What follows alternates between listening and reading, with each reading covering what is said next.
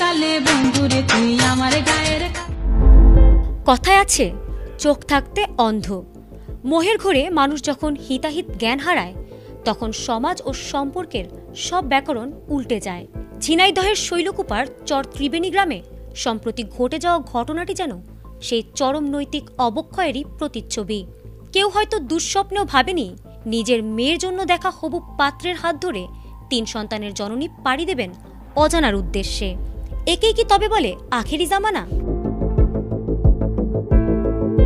গল্পের শুরুটা কোনো সিনেমার চিত্রনাট্যের চেয়ে কম রোমাঞ্চকর নয়। দীর্ঘ 17 বছরের সাজানো সংসার, স্বামী রাশেদ আলীর সরলতা আর 3 সন্তানের মায়া, সবই ফিকে হয়ে গেল সামাজিক যোগাযোগ মাধ্যম টিকটকের মোহে।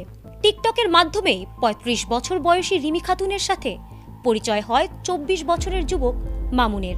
মামুন নিজেকে সেনাবাহিনীর সদস্য পরিচয় দিয়ে রিমির জীবনে প্রবেশ করে। আর এটিই যেন ছিল এক ধ্বংসাত্মক ঝড়ের পূর্বাভাস।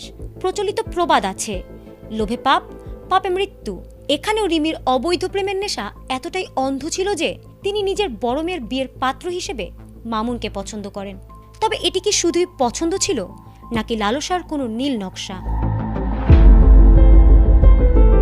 কিন্তু মা ও হবু জামাইয়ের অতি ঘনিষ্ঠতা যখন মেয়ের নজরে আসে তখন শুরু হয় পারিবারিক অশান্তি। হবু স্বামীর সাথে নিজের মায়ের এমন সম্পর্ক সইতে না পেরে বড় মেয়ে আত্মহরণের পথ বেছে নেয়। মায়ের কাছে যেখানে মেয়ের নিরাপত্তা পাওয়ার কথা ছিল সেখানে মায়ের কারণেই অকালে ঝরে গেল একটি প্রাণ। কিন্তু নিজের সন্তানের লাশের ওপর দাঁড়িয়েও রিমির প্রেম থেমে থাকেনি। অবাক করা বিষয় হলো সন্তানের মৃত্যুও রিমির বিবেককে নাড়া দিতে পারেনি।